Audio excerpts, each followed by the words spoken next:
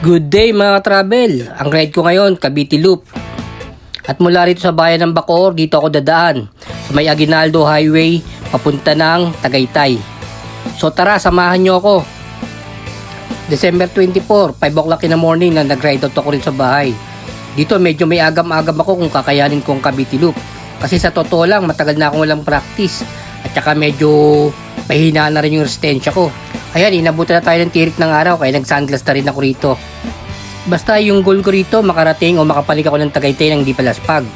Kasi once na nakababa na ako ng Cebu, Batangas, wala nang balikan to dahil napakahirap bumalik dahil puro ahon. Ayan, palabas na tayo ng bayan ng Dasma. So approaching tayo ng bayan ng Silang. 7 o'clock in the morning, ito medyo nakaramdam tayo ng pagod kaya nagbuko juice muna tayo rito.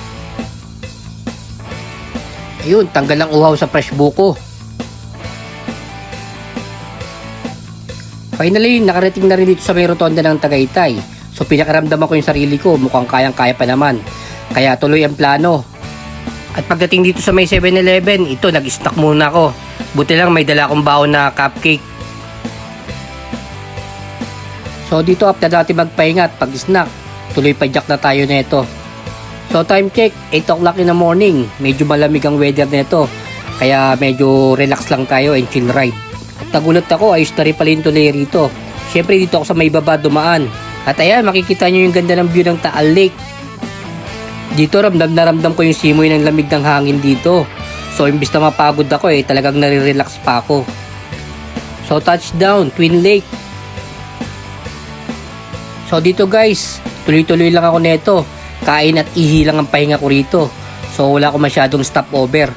And finally, nandito na tayo sa may Nasugbu Arc. At dito, nag-start na ako gumamit ng headset. Mahababang sound trip to guys kasi 20 kilometers na lusong to. Ganun kalayo ang lusong na to guys. So ito yung moment na masasabi mo talagang sarap mag-bike.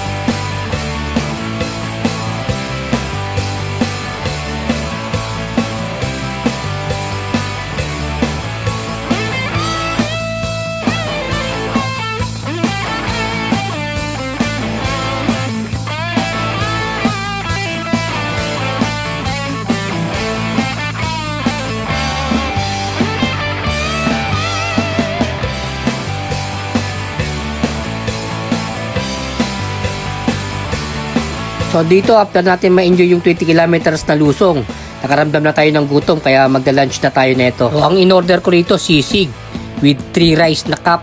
Yes, kailangan natin kumain ng marami dahil kailangan natin ng carbohydrates pampalakas sa ride. So nandito na ngayon tayo sa proper ng bayan ng Nasugbu. At ayan ang pinaka-landmark ko, yung Dunkin Donuts. Pag nakita ko na yan, dyan na ako liliko. Dire-diretso na yan, papunta na Barangay Looc. Ang kagandahan sa kalsada rito guys, wala ka masyadong mga sasakyan na makakasalubong. So hindi masyadong delikado. At dito nga parang feeling ko nasa probinsya ako habang nagbabike. Parang feeling ko nasa Aklan ako kasi yung lugar namin doon parang ganyan, puro palayan. Dito medyo tirik na ang araw. Pero kahit ganon, fresh air dito kasi sariwa yung hangin. Kaya masarap pa rin magbike. Tignan nyo naman yung kapaligiran guys, puro palayan tsaka kabundukan kaya mag-i-enjoy ka talaga. At sa mga newbie na siklista, kung gusto niyo subukan tong ride na to, hindi ko ina-advise to. try nyo muna magpanik-panahog sa Tagaytay. Pag nakakapanik ka ng Tagaytay na hindi masyadong daspag o pagod, siguro pwede na. Pero hindi ko hanggat maaari, hindi ko ina-advise ang ruta na to dahil hindi to talaga madali. Ako kasi mga ka-travel, maraming beses ko na ginawa ang ruta na to. Hindi ko na nga mabilang eh. Pero ito yung first time na nag-solo ride ako. So mula sa bayan hanggang sa makarating ka sa dulo ng Barangay Looc, may kahabaan tong kalsadang to, siguro sa 20 kilometers din. Ayan, nandito tayo sa Barangay Utod. Guys, nandito ako sa New Zealand. Ayan, oh. Ayaw, di ma. New Zealand. Joke. Sabihin ba ako?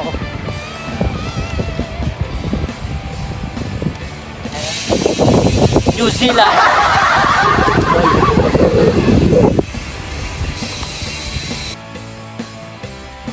Ayun, nandito na tayo mismo sa bayan mismo ng Barangay Looc. Sobrang haba talaga ng kalsada rito, guys. Buti na lang meron akong music. Medyo na-enjoy natin yung kalsada rito. At ayan, mapapansin nyo, talagang walang mga puno sa gilid. Talagang bilad ka sa araw dito. Well, kasama na rin yan sa ensayo ng pagiging siklista. Yung masanay tayo sa tindi ng init ng araw. Nandito na ngayon tayo sa Pico de Loro. Sa totoo lang, wala akong siklista na kasabay rito. Kanina pa, talagang solo ride tayo rito. Kita mo, para tayong nasa portal. So dito na mag-upisa yung pinakamalulupit na ahon, guys. 1212. Kung napanood nyo yung vlog ni Ma'am Ira Aquino, yung sikat na cyclist vlogger, ano rin sila rito eh, tulak rin sila sa parting to dahil talagang mahirap to. At yung sister naman niya, naalala ko, sumemplang dito eh sa may lusong na out of balance. At dito, pag may nakita ka ng mga ganyan, mga unggoy, ibig sabihin niya malapit ka na sa papuntang Kebyang Tunnel.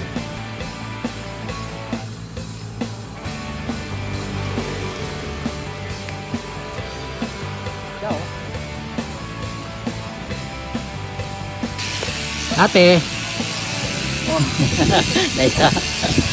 Naiya eh, ganda-ganda. Ang ganda ng view. Pahirapan talaga yung mga ahon doon, guys. Dito nakatingin naman tayo ng konting luso, pero mamaya puro ahon na naman yan. Maganda yung kalsada rito at maganda rin yung tanawid. Yun nga lang, talagang mahirap yung mga ahon dito. Ang kunat ng kalsada rito, guys. Kasi ano to eh, magnetic.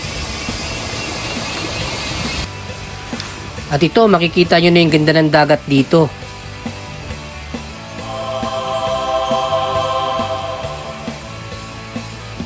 Wow!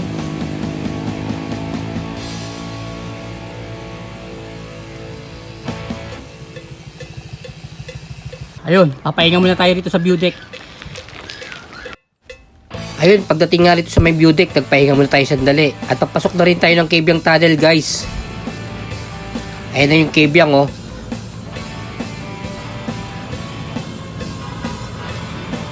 May nasiraan ko.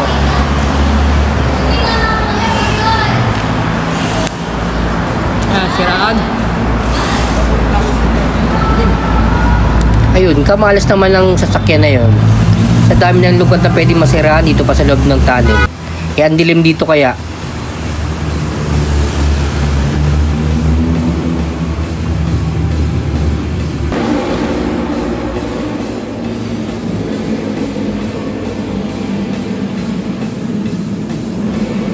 And finally, nakalabas na rin tayo ng tunnel. Okay, palabas na tayong Kebyang. Thank you, Lord. Ayun, makikita nyo yung kalsada sa dulo. Ebidensya kung gaano kahirap talaga mga ahon dito. Ala, sige, 1-2-1-2 lang. Chap-chap lang, makakaya din natin to.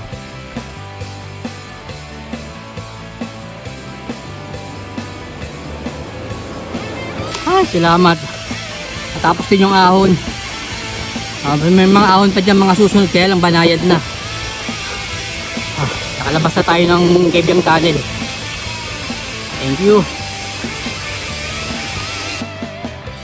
And finally, nandito na tayo sa Puerto Azul. Meaning malapit na tayo makalabas ng Ternate. At ayan, nakalabas na tayo ng Ternate. Ito, tatahakin natin tong bayan ng Maragondon. And then, ang susunod na bayan yung Naik. So, hanggang dito na lang po mga ka-travel. Ito, nandito tayo sa may, sa Naik. So, mga dadaanan pa natin mga bayan dito, yung 13 Martires, GMA, and then Dasma, tas pauwi na tayo ng bahay, going to Bacoor. So mula sa bahay, almost 173 kilometers ang Cavite Loop na pinadyakan ko. So kita-kits na lang po sa daan. Ride safe po sa ating lahat. Salamat!